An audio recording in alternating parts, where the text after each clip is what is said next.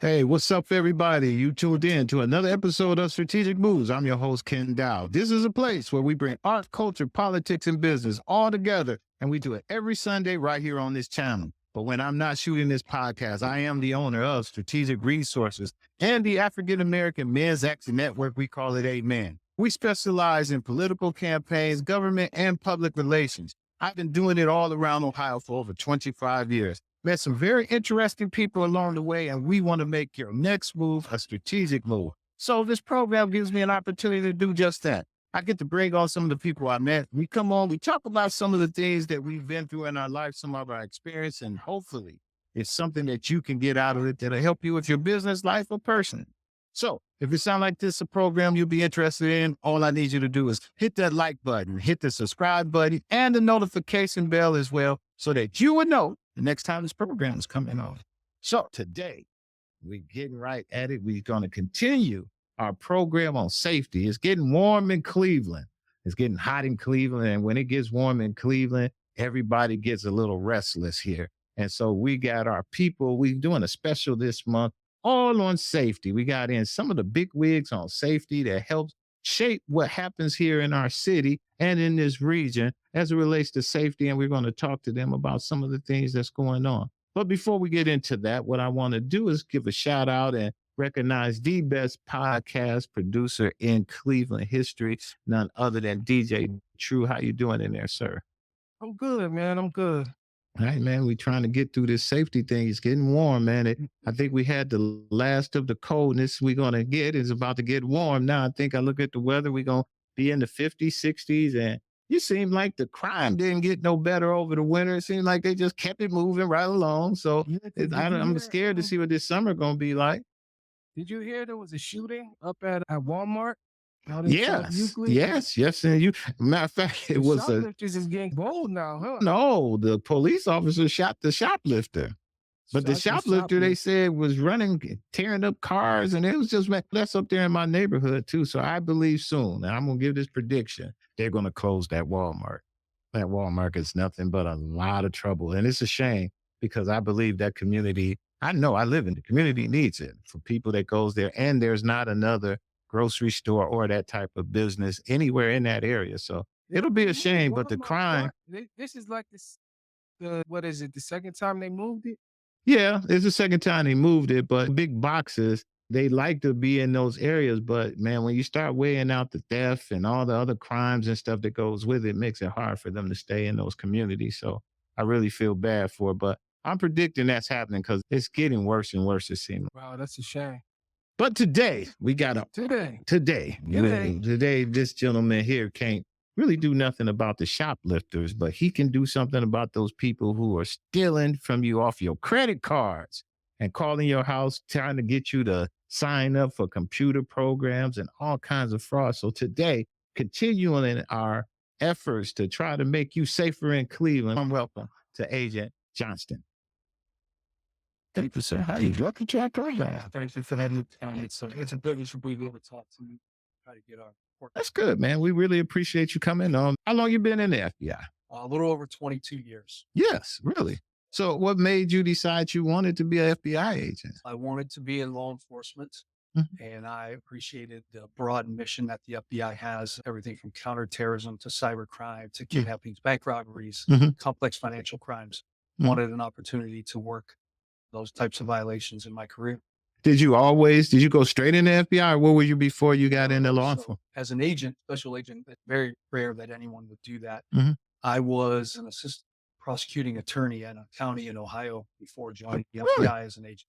Oh, so you're from Ohio. I am from Ohio, Oh, what? from Youngstown, Ohio. Oh, okay, man. Right there. You're from Youngstown then. Okay. So you went from Youngstown and then you were a prosecutor in Young. How long was you a prosecutor there? I wasn't a prosecutor there. I was in another county. I was almost 3 years as an Mhm. assistant prosecutor, Okay. just trying to meet the requirements to become an agent. Oh, And okay. So now I understand. You were assistant prosecutor and you met getting your requirements together because you always wanted to go right into the agency. that's right. Wow. Okay. So what was your first when you got in? What did you go right into? I was first assigned to the Detroit field office. Okay. Lots of work up there. Great Mhm. place to work. Mhm. A great office. I worked criminal enterprises, organized crime, Okay. gangs, drugs, Okay. and that type of thing. And then from there, how did you work your way to Cleveland? Yeah, I went from Detroit to Washington to Hmm. headquarters, and I worked out of headquarters for 3 years, worked international Hmm. investigations from there Hmm. into criminal enterprises operating internationally, and then came to the Akron office Okay. for a little over 7 years. And then I've been in Cleveland for the last three. Really? So when did you go into now the department you into now is called? I'm assistant special agent in charge. So the branch that I have is called the white collar branch. Okay. And now tell us a little bit about that and how long you been in that the branch? Yeah. So the white collar branch covers crimes like cyber crime, complex financial crime, Hmm. public corruption, Hmm. hate crimes, civil rights violations, Hmm. healthcare fraud. And I have a squad of forensic accountants that are embedded into the investigations. So that Wow. we're called the white collar crime Hmm. branch. Hmm. And I've been an ASAC for over 3 years. So you over that agency, Yeah. over that division. Wow. That's a whole lot in that covers in there. It's a whole lot, and it's very busy, as you can Mhm. imagine, with cyber crime and financial crimes. So Very busy. how many agents in your department you would say? I have approximately a total of 95 people. Whoa. Not all agents. Mhm. Some are forensic accountants, some Mhm. are intelligence analysts, Mhm. and then every type of agent position, we have a companion administrative function. Just like any business, we have Mhm. people that are non-agents that have to run That's our correct. shop like a business. Correct. Yeah, I found that out the last time when talking with Nelson that you do have you can be in the FBI and not be an agent Absolutely. because everybody There's thought that's the more way. opportunities as non-agent in the FBI than Really? our agent position. The FBI has about 38,000 employees, Mm. roughly 11,000 to 12,000 are agents. That's interesting. That's Yeah. interesting. So this the cyber was that just part of the agency? Was part of the group of agents? Let me get it together. That division, the cybercrime, was that part of when you took over the department, or was that the reason why you wanted to go? You had, or what was the thing that drove you to that division? Well, that the branch pretty much consisted then as it does now. So cyber was already a part of it. Hmm. In Cleveland, we have two different cyber squads. We have a cyber criminal Hmm. squad, and we have a cyber national security squad that addresses issue like threats presented from Iran and China and Hmm. North Korea, that type of thing, where they're going after our country's secrets Hmm. or Hmm. tech transfer with China. But the branch, and that's what it was. And I worked at different types of crimes in my investigative, but I wanted a chance to lead this branch. They're doing some incredible work that Hmm. has real Hmm. impact for our communities. So I want to stick on and we'll talk about cybercrime a little bit because that's one of the biggest things right now that's facing a lot of us and even myself. I done been hacked a few times. I done had people call me before I got a little more sophisticated with things. I didn't fell for, hey, your computer, did you want me to fix it for you? That kind of thing. And I can remember going through that. So tell the audience here, what is cybercrime? Okay. It's a little bit of multiple parts. So when we Mhm, say cyber crime, we could be talking about true cyber crime like mhm, ransomware mhm. or an intrusion into your computer. Okay. That's one type of thing. Mhm, The other thing are cyber enabled crimes, which I mm, think we're going to spend a lot of time today talking about. mhm, It's other criminal acts. They're just using a computer to make it happen. So mhm. the thing you mentioned was possibly known as a tech support fraud, Okay. where you get something that pops up on your computer that Mhm, says mhm, your computer's been compromised or it's in jeopardy of being compromised. You need to do these steps or allow us to do these steps. So that's more of what cyber crime that we're going to talk about is mhm, the frauds in which they're using the internet mhm, and they're using computers to commit the frauds.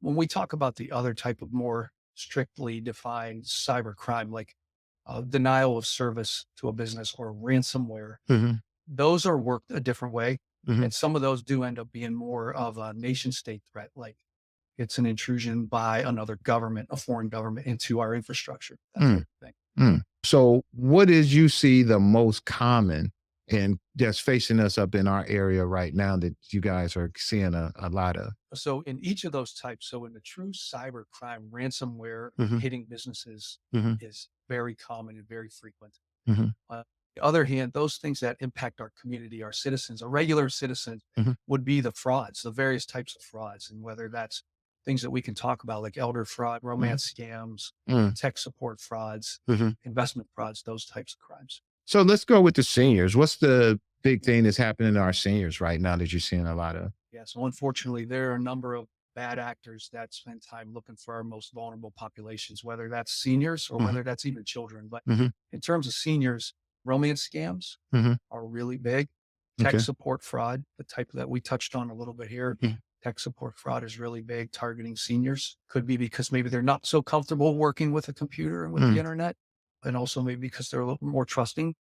So you said Romance scam. so seniors are getting played out there. People are calling them catfishing them a little bit, but Yeah. taking their money. Yeah, and it happens to every age group, but Mhm. it largely targets our senior population, which starts on dating sites or social media, Mhm. and then somebody takes the time. It's very heavily scripted, where they take the time to build trust Mm. and make you think that you're in a true relationship, but then ultimately they're going to ask for money for some reason or another, and we can talk about that if you'd like. Yeah. So Give us some details on some of so that. a lot of times these bad actors will say they're in another country because Mhm. they work construction or they work on an oil rig or Mm. even they're in the military. Wow. But they'll spend the time to, based upon your social media posts and different Mhm. things that you put out there, Mhm. they learn a little bit about you and they take time to garner trust. Mhm.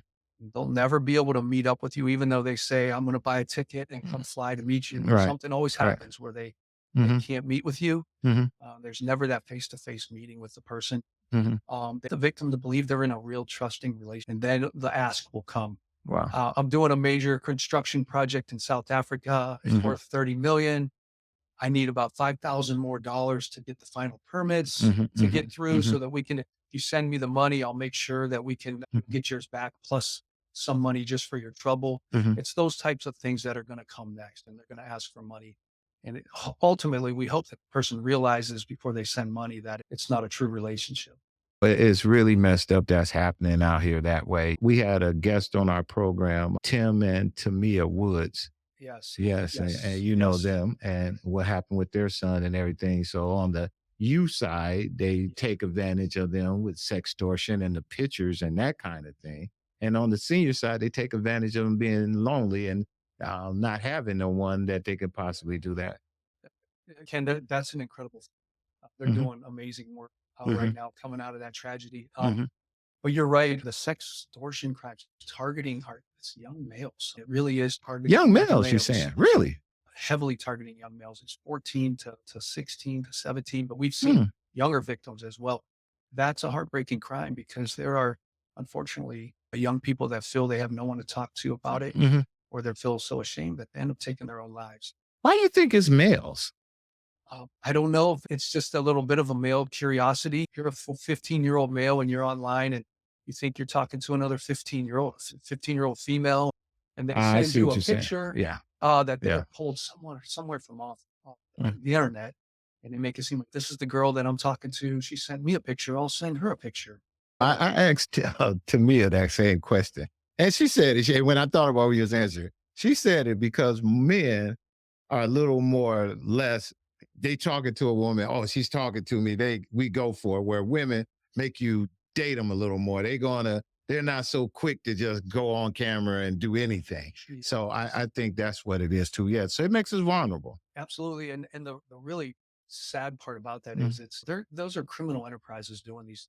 Mhm. Uh, they resolve to another country. They're grown adult criminal enterprises that are competing with a juvenile's developing mind, and Mhm. it's not a fair fight to have our juveniles have to deal with that. It's terrible. So the senior dating apps, what else they do to our seniors you've been seeing happening as it relates to the seniors? So again, we've mentioned a little tech support fraud, Mhm. tech support scams. You're going to get an unsolicited. The key in any one of these frauds is the unsolicited part of it. Mhm. They reach out first, and they're That's going to correct. be a text or a phone call, even Mhm. or Mhm. email Mhm. or a pop up on your computer that says, Mhm. click this link or call this number because your computer has been Correct. compromised. Mhm. So the tech support part of this is very large. Mhm. And this leads into some frauds where it's just tech support and then they want money.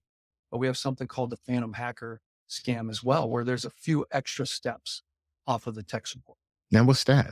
So the next step would be you giving them remote access to your Ah, computer because they can help yes. Yeah. see what the problem is now. Yeah. So you grant them remote access, and what they're actually doing is they're combing your computer to find access to your most valuable accounts, your Mhm. bank accounts, your Mhm. investments, Mhm. whatever it may be. The second part of that phantom hacker scam, they're gonna say, I'm going to connect you with somebody from your bank Mhm. or from your brokerage. And there's going to be somebody that gets on the line and says, I'm a fraud investigator, or I'm this or that. And yeah, they're correct. Your accounts are going to be compromised. Mhm. So we need to move them to a safe account. Wow. And they'll do that when they're actually moving your money to their accounts. Mm. And it's gone pretty quickly. That's why they can move so quickly on this, because they have remote access to your computer, Mhm. and they already can find out what they're looking for to begin with. And the third part of that is they may even have somebody portray somebody from the government, say they're with the SEC or the Federal Trade Commission. And just to let you know, you're doing the right thing, you need to move your money until we can get this sorted out. Mm. So they're very heavily scripted, and these bad actors take a lot of time to develop these scams. So is this, where are most of these crimes being committed? They overseas, or is it safe to say they're happening here as much as they're happening overseas? The crimes here, unfortunately, the United States is probably the largest victim of these crimes, Mhm. but the main perpetrators are overseas. Mm. Call centers operated in India, for instance, Mm. Nigeria, Ghana, other Southeast Asian countries where these call centers work from. Now, they have people in the US. Sometimes people will come and physically pick up money. Mhm. We call those money mules. Mhm. So they do have people here in the US at times. They use bank accounts here or cryptocurrency transactions stemming from here. But a lot of times the actual groups themselves are overseas. So the people, the money mules and those guys here, you guys, that's where you guys come in and you guys watch those and check those guys out, or how does that work? We do. We have had some success in Mhm. actually putting handcuffs on money mules. Mhm. It used to be where a money mule would show up one time to get money from you and then be gone. Mhm. And it's hard to track them back. They're greedy, Right. and they know if they get money once from you, they can Mhm. probably get money twice from you. Mhm. And it says when they show up again, sometimes we've been fortunate to get them. We do seek prosecution for them. Mhm. We do like to see where the money goes, and there's some other investigative Mhm. techniques that we use Mhm. to try to do that. But ultimately, a key part of this to battle this is our partnerships with other countries. So let me ask you, man, this just happened. If it happened to me, my grandmother, or something that happened, and I know that's going on, we even know a money mule is on his way. Who do you call? Do you call 911? You call the police? Do you call the FBI? What do you do? How do you handle that? So yes, to all of those. Okay. If it's happening in real time, Mhm. absolutely call 911 to try to get that immediate response. Okay. But then would love for them to call the FBI, because Mhm. that's again where we've had success in Mhm. actually being able to put handcuffs on people. Mhm. And then we have a chance to break open a wider network. But there's ways to report it. 1-800 call FBI. So let's start on that, Yeah. because I want to talk about that reporting. When do you report? Do I report every time I pick up the phone and I know this is a scammer and this guy do it? When is it safe to say, hey, I need to report this? Yeah. So that would be, we would never be able to keep up with those That's types of why. calls. There's a website, ic3.gov, the letter I, Okay. C, Okay. number 3, Okay. .gov. Okay. And we would want people to report it there, because what happens is that information is put together and it's collated to see, hey, this hits on another case already, Mhm. or this is something new. We haven't seen this before. So it's important, even if it's an attempt where there's no loss, which is great Mhm. for the would-be victim.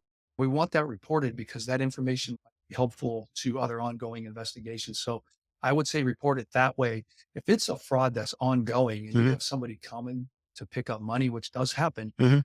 definitely call 911, but then follow up with a call to your local FBI office. So when we talk about these kind of crimes and everything that's going on, and you say your area what area does you service? Because I know you just don't do Cleveland. What's your Right. full service area? So the Cleveland FBI covers the top 40 counties in Ohio. Okay. So everything from Lima, Mhm. border over there, all the way to Youngstown and the border to PA. Okay. Pretty much everything north of Columbus. The Cincinnati field office covers the remainder of the state. Hmm. So when we talk about all of because that's a territory that we got, when we talk about crimes itself, and we were on the cyber crime and all of these type of thefts and things that are going on in your division, does Ohio stack up against the rest of the country? It's an unfortunate question. Mm. Ohio stacks up fifth in certain frauds behind California, Florida, Texas, and New York. Now, Oh, in the top listen to five. those states: One more time. What was those states? California, Hmm. Florida, Texas, and New York, all of Wow. which are bigger than us. Wow. And we're fifth. We're right behind them in terms of confidence scams or romance scams or Wow. frauds against the elderly in Really? Ohio. Confidence scams. Yeah. What's a confidence scam? So in any of these frauds, Mhm. It's lying for money. Mhm. That's the bottom line. They're going to lie for money. And what confidence scams are when they build confidence in a relationship, they make you think there's somebody they're not. They make you think there's a relationship there. It's building that confidence and then eventually asking for money. Really? Yeah. Well, what's the technical charge for that? There can be anything from money laundering to Okay. wire fraud Mail fraud. and that type of thing, identity theft, Mm. aggravated identity theft. There's a number of crimes that we can Mhm. look at That you to lie on. charge federally. If they get you Mhm. to send money or transmit money through false pretenses or fraud, that's a wire fraud and that type of thing. So Number 5. yeah, unfortunately. You don't have no Question. reason. You don't know why. You got no idea. No, I don't know. Again, these bad actors target Mhm. our most vulnerable. So they target Mm. sometimes the elderly, they target Well, only people I mean, we were saying, you said coming out of COVID, it could have been people Yeah. was just ready to get back out there. Number 5, though, in the top 5. yeah. During COVID, people didn't have a lot of face-to-face interaction. So a Oh. lot of things took place online. And it's just an outshoot of that, more online relationships and that type of thing. And Florida would be in. There's a lot of retirees in Florida, Yeah. California. You said Texas. Texas is in there too. Man. Oh. What's your question, DJ? My question is, what is the charge if somebody hacks your Instagram page? There is none, is there?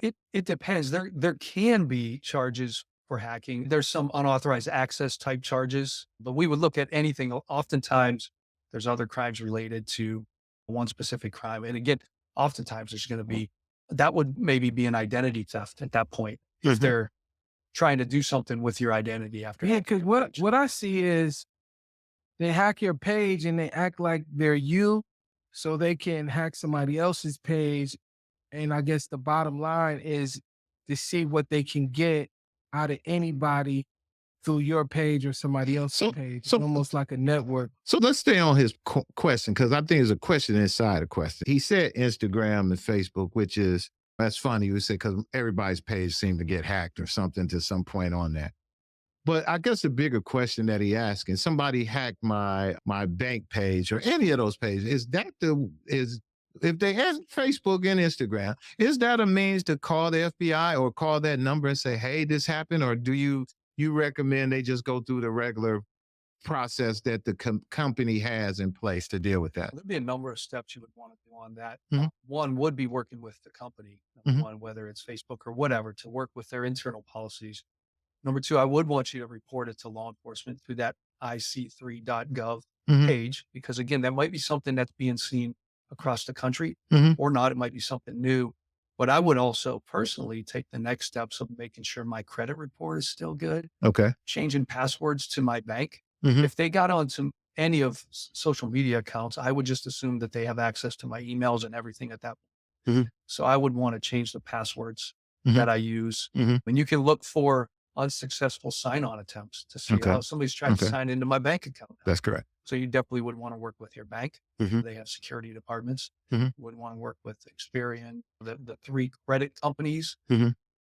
you can put a block or a hold on your credit so that nobody can open up something without some special extra steps. But you definitely would want to take those precautionary steps. What kind of support or resources does the FBI provide victims of sextortion or cybercrime? Yeah. So we have a program that's really grown over the last couple of decades. We have victim advocates and victim witness uh, professionals that work with victims, and they're able to align them with resources. If somebody's having financial difficulty because of the crime, they can help get them aligned with resources in the community, counseling. Because I'm telling you, like a sextortion victim, that's a victim of a egregious crime. It really is. And getting counseling wouldn't be a bad idea to help, especially a young person, work or to help families work through that. So let's talk about that, because I didn't go into the definition. Everybody don't follow all our show. Explain to the audience, what's sextortion? Okay, so there's 2 terms you'll hear. You hear sextortion Mhm. and you'll hear financial sextortion. Okay. They're the same type of crime. It's what the ultimate goal at the end is. So sextortion is, again, it is a type of confidence scam. These often start on gaming sites or through social media, through a contact where they're chatting on a gaming site. And then they say, let's move and chat on WhatsApp or text now or some other means of Instagram, whatever it may be. communicating direct. And again, they're building up a false sense of relationship. The victim thinks they're talking to a 15-year-old girl, for instance.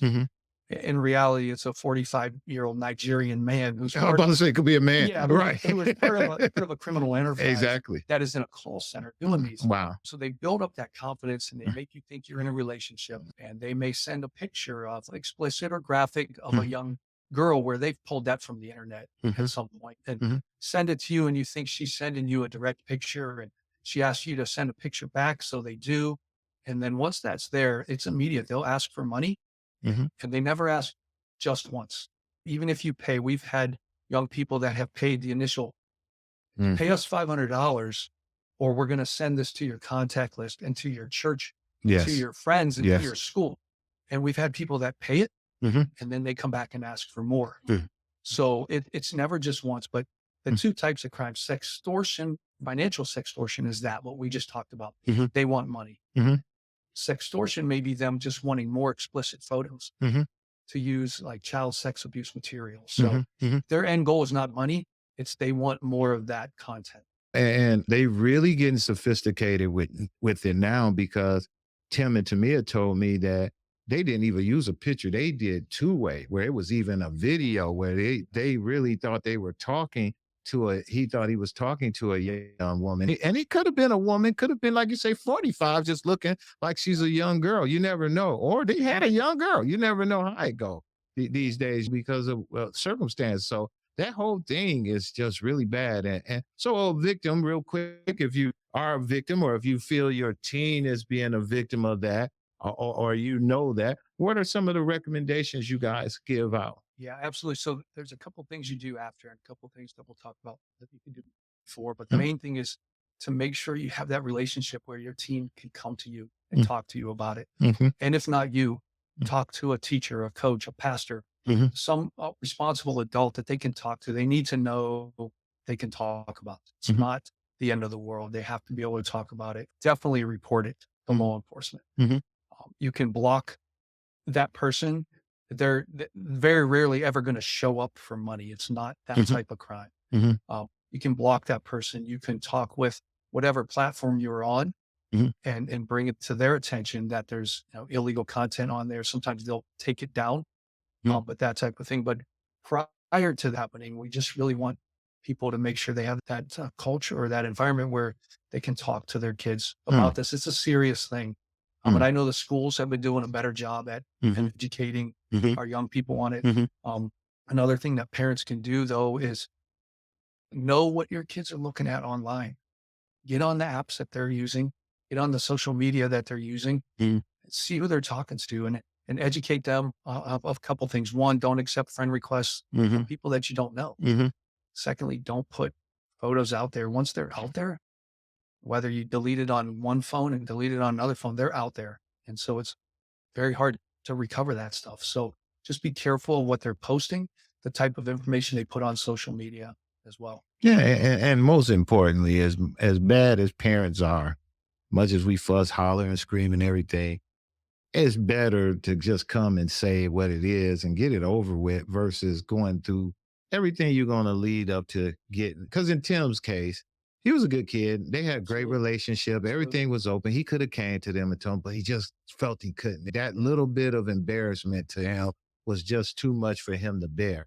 And it could be that the next kid or anyone else, we hope they learn from that to know exactly what you say, man. It's just not that bad that you can come both ways. Parents should have that relationship with their kids, and kids, you need to know, I'm going to hear it, but I need to be able to let us all deal with this versus trying to handle it on your own. You're absolutely correct on that. And it's sad. There's over 20 suicides from young people. Wow. Related directly to sextortion and financial sextortion crimes. No, we just definitely want people to be able to talk about it. And I encourage, if it's not a parent, it could be somebody. I've had cases brought to us by coaches, Correct. high school coaches that said, well, this person talked to me, thankfully, and I think you should know about this. And that's the right thing to do.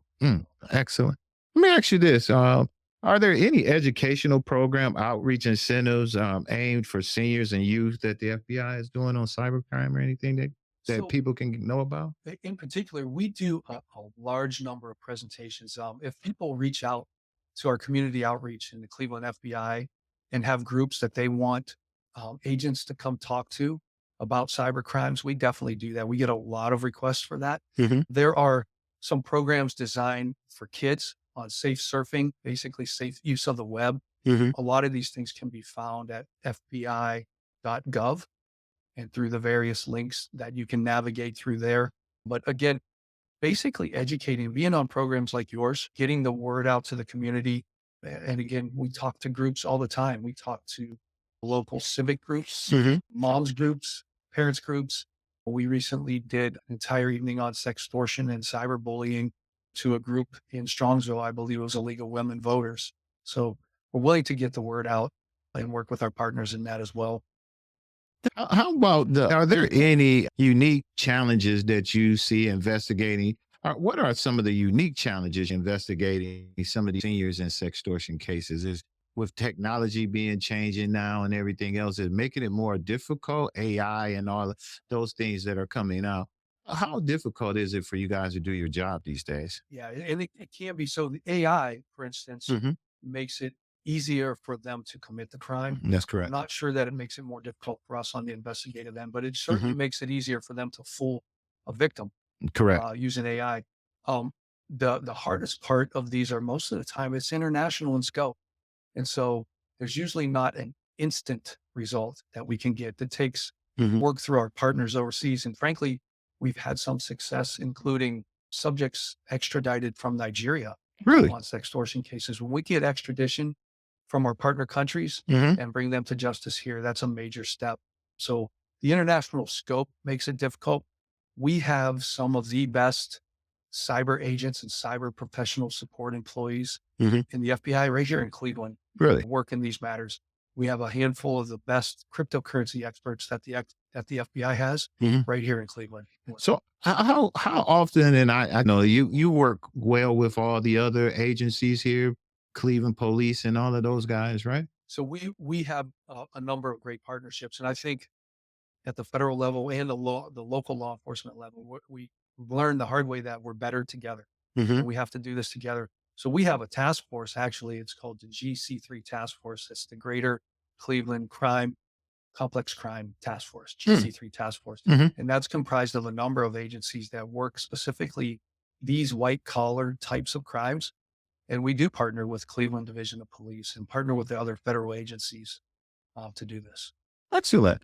And so is there anything that you really want us to know that you think that's important for us here coming out that you want? I know one of the things that I hear quite often and tell people all the time, the IRS and some of the government agencies don't call you to ask you for your information or anything like that. What are some of the common things you want to leave with people, either sextortion or the seniors? Just in general, touching on what you said, IRS, the government is not going to ask you to send cryptocurrency. Mhm. They're not going to ask you to do that. They're not going to ask you Mhm. to send gift cards to pay or to debt.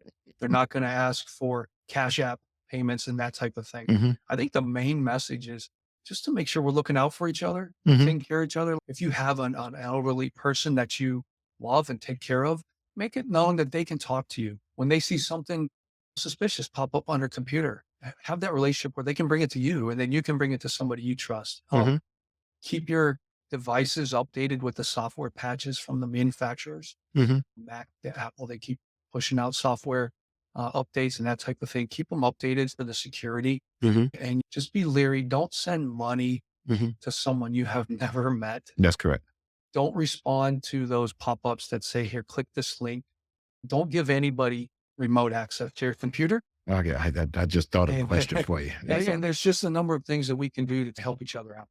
All right, I'm gonna go out. We're gonna close you out on these because this is the one that I just hit me when you were saying that. The new thing that people are saying, people can call you with the AI saying that they done kidnapped a family member. What Yes. does that's fall into your realm as well? It does. And we What's have a that term called? for that called the grandparent scam or grandparent scheme. Okay. Matter of fact, it's all coming to me now. I got two more questions for you. I'm an old man. Sometimes it takes me a minute to get warmed up. The other one, we're gonna talk about that one, and the other one I want to talk to you about before I let you get out of here.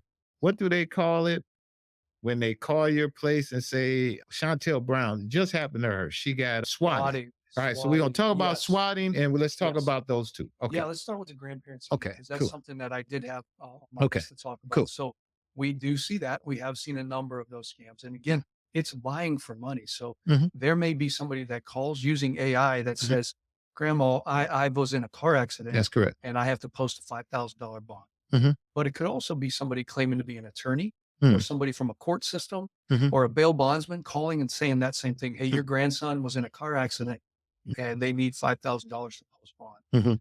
And so again, it'll be strange ways to pay that through Mhm. Cash App or through gift cards. When have you ever had to pay a court fee through gift cards? That's correct. You don't have to. It could be through cryptocurrency. We have seen in some cases where they will send a money mule to your house Mhm. to pick the money up. And we've That had happened to me. success in those second pickups because in that particular case here in this district, Mm. they got the first round of money. Then they called the grandparent back Mm. and said, the person that your grandson hit died. And so now they use the term super felony, which there's not a thing, but Wow. they use the term super felony and it scared the grandmother. Oh, he's involved in a fatality now. Mhm. We need $5,000 more and we'll send somebody back. Thankfully, that grandmother reached out to the police, reached out to us, and we were able to actually be there Mm. and meet them when they came to additional money from this victim. Wow. Wow. So the grandparent scam does happen. Mhm. The best thing to do is to reach out to other family members to find out if you claiming to be my grandson, Mm. call somebody else. Hey, are they okay? Mhm. Are they in another country? Are they stuck somewhere or whatever? Try to get more facts. Don't ever send money. There's other ways to run that down first. Just think, man, somebody No, just that sit there all definitely day happened and to my just figure, I'm family. going to just keep calling till I get somebody to answer the phone and I'm going to run this scam. Thinking, like you say, that you can easily just call another relative to say, hey, is so is okay or anything? And they'll do that all day until they get somebody. And we've had where they do that secondary check and they'll say, yeah, I'm sitting with them right now. They're fine. Mm. Why? And that is something we would want them to at least report anyway, even though it was an attempt, it didn't work. We want them to report because the phone numbers used, the Wow. names used, Wow. whether they spoke with an accent, those types of things would be important. What was that you was having, Latif? No, I'm saying that grandparent scam happened to my parents. And they tried to do it with my son, saying Oh, yeah, that you told me that. he was in an accident and he was out of town. And first they said Massachusetts, and then they changed it to Indiana. And that's what kind of made me suspicious. And I was able to stop them before they was trying to send them money. That's 'Cause crazy. they wanted cash. And my dad, only thing that saved them is he said, I'll pay it, but I got to do it on a credit card. It's going to take time to get cash. Hmm. So between that time, I was able to check on where my son was and tell them, don't send the money. Wow. We've seen egregious cases where they're playing on stress. Like they'll Mm. play a recording where there's sirens in the background Wow. or someone purporting to be the grandson or granddaughter Mhm, mhm. sounding like they're hurt. Mhm, Like, mhm. and they play on that stress and they want to heighten Wow. the stress in that situation to make the victim make a Rash decision and go for it. And I think they did use AI before we even knew they had that AI capability because my stepmother I know that was him. I know his voice because my son has a very distinct voice, kind of like me, soft-spoken kind of voice. So there was no way she didn't think that wasn't him. Wow. No, they say that one of the things you can do is have a safe word or some kind of word you have that you can give and ask them what that is, which I guess that's what you're going to have to do. It seemed like the only thing that matters because this looks really wild. Let's talk about swatting. A friend of ours, Chantel Brown, Congresswoman, she's a friend of ours and a friend of the show and everything. She had got swatted, I think, about 3 weeks ago or so. She was at home and they sent out the police and everybody. So for the audience who don't know what swatting is, why don't you tell everybody, not swatting like we used to get in school. There's another term of swatting. Now you want to tell us what swatting is? Yeah, so swatting is something that's alarmingly on the uptick. That is when somebody Mhm. calls local authorities and says there's either like kidnapping or some ongoing violent crime or somebody's in distress Mm. at an address Mhm. where that's not the case, but they send a SWAT team basically Wow. to rapid response and get there to make sure the people are safe. But oftentimes it is not the case at all. We've had FBI executives swatted at their homes where their families have been Really? pulled out into the front yard, and you have to comply at this point until things get sorted out. We've had agency heads get swatted at their homes. It's definitely a technique that has grown. We've had some success with the investigations. Oftentimes these also resolve to overseas Really? internet, voice over internet provider phones or that type of thing. So just for the people, how serious committing that crime is? For the people committing it, it's very serious. Until we had a federal case a few years back, worked out of the Akron office in conjunction with our Memphis office, where the person's house that they responded to, he had a heart attack and died Wow. because a SWAT team broke his door down and he in. They thought they were rescuing somebody, but it resulted in a death. And the federal charges brought included an enhancement for causing a death. I mean, so it's a very serious crime. I think we're going to see more and more prosecutions brought at the local level, the state level on this, because we need to start prosecuting. Sometimes it is a juvenile doing it. And sometimes it's just an overseas network that is using robocalls and artificial intelligence to do it. They very seldom come through the actual 911 call center or the police department's phone number because they risk being traced. So speaking of juveniles and that, when you mentioned that, the juveniles that call school and do the bomb threats because they don't want to go to school, is that considered a FBI type crime? Is that a federal crime? So most of the time that is not going to be a federal crime, but there's appropriate state charges, and we'll oftentimes work those together hand in hand with our local partners, some of whom are task force officers assigned to us. But there's specific charges for inciting a panic or terroristic threats type of thing. So there's appropriate state charges on that. It's very difficult to get juveniles charged at the federal level, just through DOJ policy. Really? And this cryptocurrency, what the hell is it? Yeah, I wish I could define it simply. There are some people that say it's not a thing. Yeah, I have no idea what the heck a cryptocurrency, a Bitcoin, or any of that is. It's just a way of transferring value and worth. Another way, it's very quickly, it's faster than a wire transfer, faster than a check, that type of thing. But it has to be value and worth for both ends, the receiver and the sender, or it's not something physical that you can grab and hold in your hand. That's why I can't understand It's it. pretty wild. It's a hard concept. Yeah. But with the growth of cryptocurrency, it has made some of these crimes that we talked about happen quicker and able to access larger sums of value. Give me some example of a cryptocurrency crime that you got here. So Often. Well, cryptocurrency can be used in a number of ways. It can be used in a valid business sense to move money, but it can also be used for ways that people launder money from another crime. Say it's drug dealing and you paid $100,000. They buy $100,000 worth of Bitcoin and then move it from wallet to wallet and take it out on a different end. And now it's, quote, laundered money, so to say. But also in some of these crimes, these frauds that we talked about, that's the way they're requiring payment. They'll want you to buy Bitcoin, which you can do at ATM machines, where you can then, they want you to buy crypto and pay them that way, which again, if they're saying they're from the government and you owe back taxes and they want crypto, it's an absolute. Oh, it's crazy. It's so let me ask you there on the Bitcoin thing, and I know you're not a person or anything, but I had $100. I go there and I buy $100 worth of Bitcoin, basically. And I can use that to some type of currency in that Bitcoin type of world, is what you're saying. You can hold it as like a stock, for instance, and just I hold Bitcoin, and Bitcoin, just like the market goes up and down. And when it's up, you can sell it. And when it's down, you can. So if I put my $100 in this ATM, it spit me out a Bitcoin? It spits you out passcode and different information that you need. You'd have to have a crypto wallet set up. Wow. We can go way down the rabbit hole here. Wow. But they'll give me a code that I need to put into a wallet. Well, you would have to have a wallet, you would have a code, and you would have certain ways that only you can access that. Really? Yeah.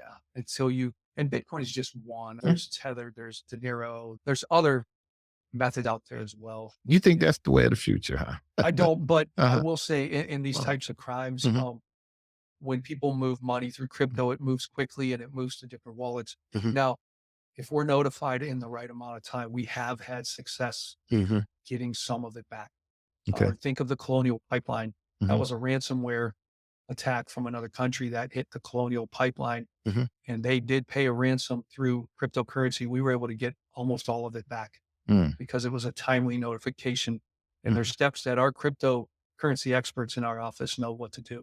So any advice you got for people in that crypto thing that's looking and somebody asks them, if you don't know about it, I guess you should really be cautious about it. Cautious is right. And if somebody says, because there's investment frauds involving crypto, and you may have heard the term pig butchering. Yeah. That's a crypto-based investment fraud where somebody says, we have a chance now to make a lot of money and high yield returns on the volatility of crypto.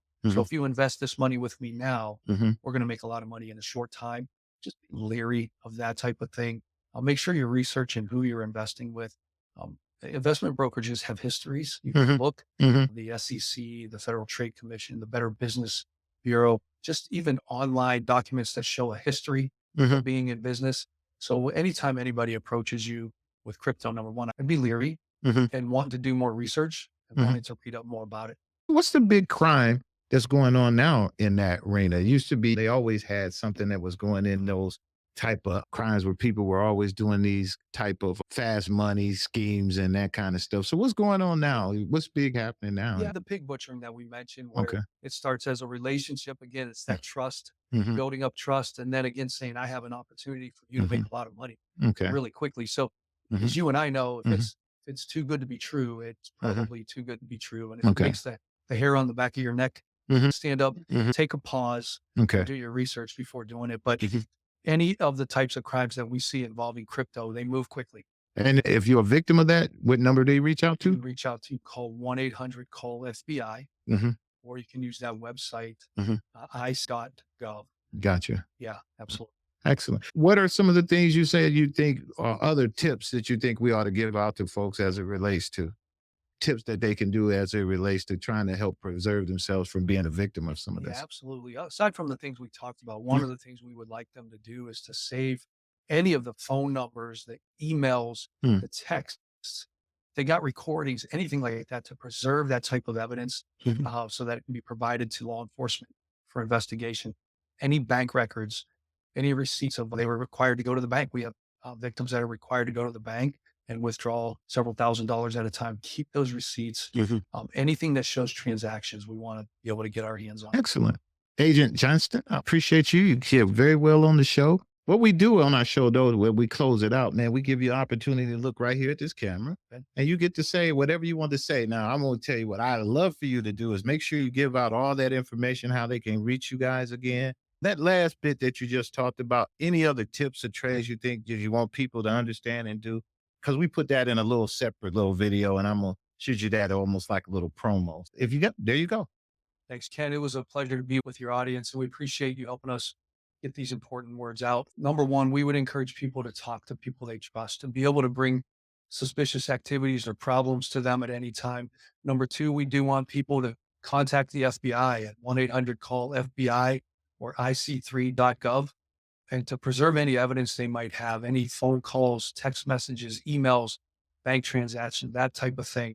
And number three, just take pause. If you're getting unsolicited requests online for contact, emails, pop-ups, text messages, take pause in that. Don't click any links. And if something's too good to be true, it probably is. So take your time, do your research, and just never send money to people you don't know. Hey, everybody, we're going to have all the links in the descriptions on where you can get more information about how you can protect yourself from cybercrime, sextortion, white collar crime, or any of those other things that Agent Johnston has in his division, and he's there to serve us here in Greater Cleveland. Look in the descriptions for any of that information, and we'll see you on the next show. Peace.